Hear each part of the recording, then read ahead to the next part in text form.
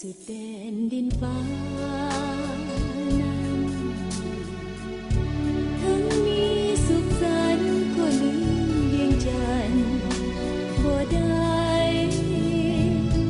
จากนานแสนนานยังห่วง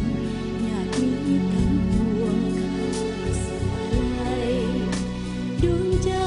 คะนึงทุกวันเมื่ออยู่ผู้เดียวยิ่งเปลี่ยวยิ่งคิดเศร้าเหมือนนกที่เหงาอยู่ในกรงทองอาจอันสุขกายทุกใจเมื่อจากเมื่อยามพัดพาแคว้นถิ่นเวียงจันทน์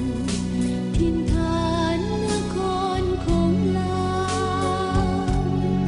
จากไปสู่ใต้ฟ้าประเทศอื่นทางนี้ที่เคยแสนซื่อห่างลงฟ้าน้าอาทั้งมีสุขอยู่วันทองบ่เหมือนเห็นหน้าพี่น้องลาวคิดมาแสนเศร้าห่วงใยมิอาจหลงลืมภาพแห่งความหลังนั้นทั้งมีสุขสันต์ก็ลืมเวียงจันทน์บ่ได้เมื่อยามหวนมาเดือนที่ใต้ฟ้าเหนือดินหลังนี้ได้สุขใจเหนือคำกล่าวขาน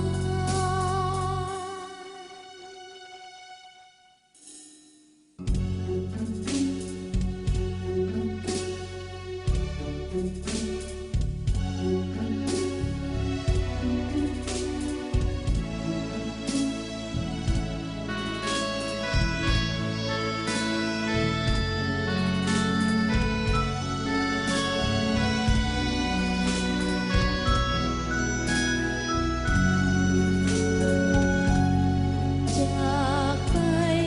สู่ใต้ฟ้าประเทศอื่นทางนี้ที่เคยแสนซื่อห่างลงฟ้าน้าอาทั้งมีสุขอยู่วังทองบ่เหมือนเห็นหน้าพี่น้องลาวคิดมาแสนเศร้า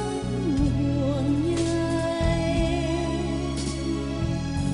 มิอาจหลงลืมภาพแห่งความหลังนั้นทั้งมีสุขสันต์ก็ลืมเวียงจันทน์บ่ได้เมื่อยามหวนมาเยือนถิ่นใต้ฟ้าเหนือดินหลังเมื่อใดสุขใจ